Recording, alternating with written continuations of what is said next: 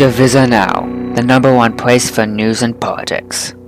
This is Divisor Now, and I'm your host, Edward Runnigan. Today, we will be talking about the Foxhound Party, in our continuing series about the various parties running for election in the upcoming elections. But first, a word from our sponsor, Ainsworth Technologies, brings you the latest in personal computing with the brilliantly engineered AT Orange computer, achieve the best in computing.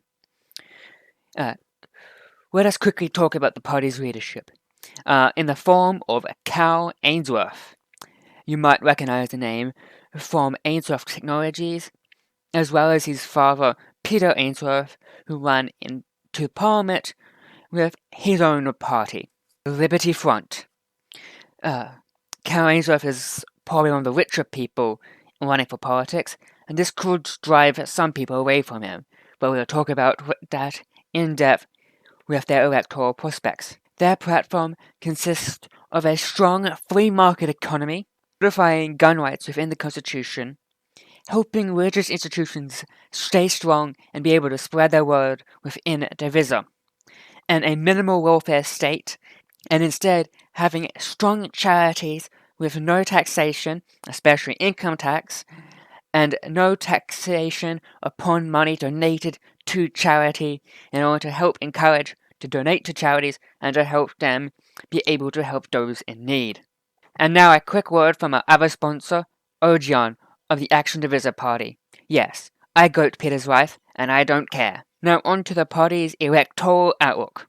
To start off with, let us talk about the alliance with the DNOF, or the Divisor National Renewal Front Party, a radical revolutionary socialist nationalist party. This is an interesting alliance, as they are very different parties in terms of platform and economics. But they do have some common alliances and similarities in their cultural and nationalistic outlook. Not that Foxhound has nationalism as a strong part of their platform, but it is part of the party's outlook. Now, they are planning on running in different parts of the country, but we'll have to see how that actually pans out, especially if other parties hit them both for this kind of tactic, working with the so-called enemy, and it might alienate potential voters. This is a real problem with the Foxhound Party because they have some real rivalries with parties such as the CRP and the DA in their economic and cultural platform. The DA, also known as the Social Group Democratic Alliance, is a conservative, Christian democratic, patriotic party led by Neo Omega. The DA could take many voters who might vote for the Foxhound for their cultural platform, and instead have them vote for the DA. The Centrist Republican Party, or the CRP, on the other hand, could take voters away from the Foxhound Party based on their economic platform, and this is the greater threat from this alliance. The DA, as a Christian Democratic Party, are willing to take on some social platforms and are as opposed to the Revolutionary Socialist DNOF, as many libertarian voters who might vote for Foxhound would be.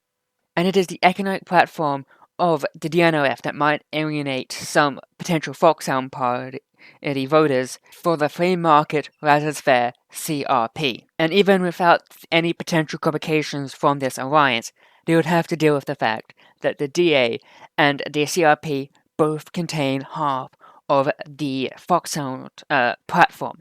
And so the benefit that Foxhound gives over those two is that they get them into one package. And how big of a voter base is that really, who are both libertarian and very highly religious? We'll have to see. However, they do get the benefit from the fact that they don't have to compete against the DNOF and are only going to campaign in certain states that they are the most likely to win, such as United Providence, the party of which Cal's father, Peter, was the governor for many years.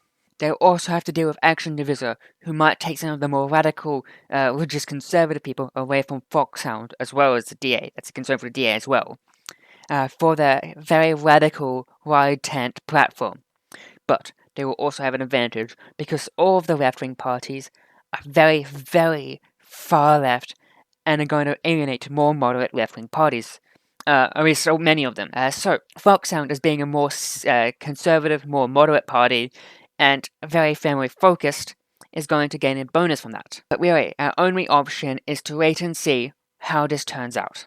Now that we have finished our analysis of the Foxhound Party, let us briefly talk about the latest article from the newspaper The Stingray Times, published by the Stingray Corp. Division Now shakes up the news industry. One of the other news stations, Division Now, has revolutionized the service news networks. They're the first news company so far to be fully video-based. Does this signal the downfall of the Stingray News Network? Will they find a way to compete? Well, this is a very interesting piece from the Stingray Times, and clearly they are concerned about our digging into the Stingray Times' previous monopoly on the news market. As you might be aware, after the complete collapse of most news networks, the Stingray Times had a complete monopoly over the news media landscape for many, many years. It is written and edited by Debug, and he has a complete run on whatever he wanted.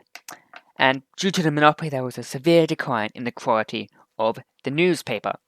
That was once one of the leading sources of news for many divisions. Hopefully, with some competition, the Stingray Times will once again become as good as it once was and fully step into its former grandeur. But that is all for today's show. I have been your host, Edu Renigan, and this is Division Now, part of the Ainsworth Technologies News Group.